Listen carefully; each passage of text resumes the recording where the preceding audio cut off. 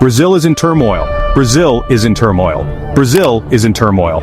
On September 12, 2025, the Supreme Court convicted former President Jair Bolsonaro of plotting a coup to overturn the 2022 election. He was sentenced to over 27 years in prison, a likely life sentence at age 70.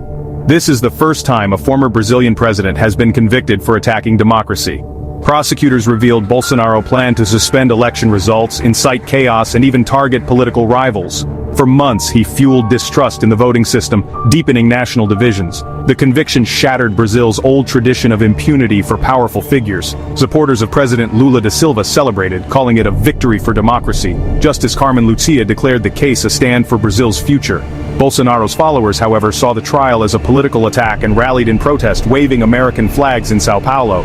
Their anger signals that the fight is far from over, and the country remains deeply divided. The conviction is not just a legal milestone, it's a turning point for Brazil's democracy. The world is watching what comes next. News of Bolsonaro's conviction enraged President Trump, who called the trial a witch hunt and compared it to his own legal battles. The Trump administration had already slapped a 50% tariff on Brazilian imports, citing Bolsonaro's prosecution.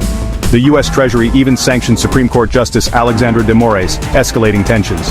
After the verdict, Secretary of State Marco Rubio warned of further U.S. action, while Press Secretary Caroline Leavitt promised to defend free speech and American allies. Brazil is now bracing for more sanctions. American conservatives and right-wing groups in Europe have rallied behind Bolsonaro, calling the trial judicial overreach. They see his fate as tied to Trump's, fueling a transatlantic right-wing alliance. The U.S. response is no longer just about foreign policy, it's a global political flashpoint. The pressure on Brazil is mounting, and the stakes are higher than ever. The world wonders, how far will the U.S. go to defend its ally? Brazil's future, and its relationship with America, hangs in the balance. The next move could reshape international politics. All eyes are on Washington. Brazil isn't backing down. President Lula called Trump's threats arrogant and vowed to defend Brazil's sovereignty.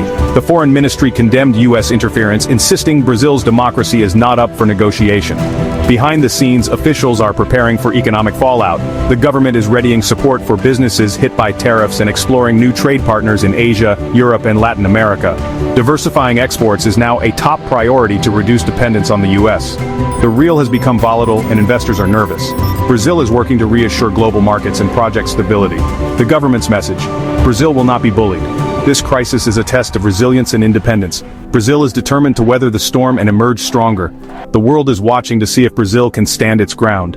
The stakes for democracy and sovereignty have never been higher.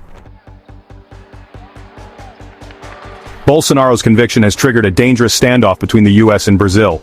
Trump sees the verdict as a personal affront and is ready to use America's power to retaliate.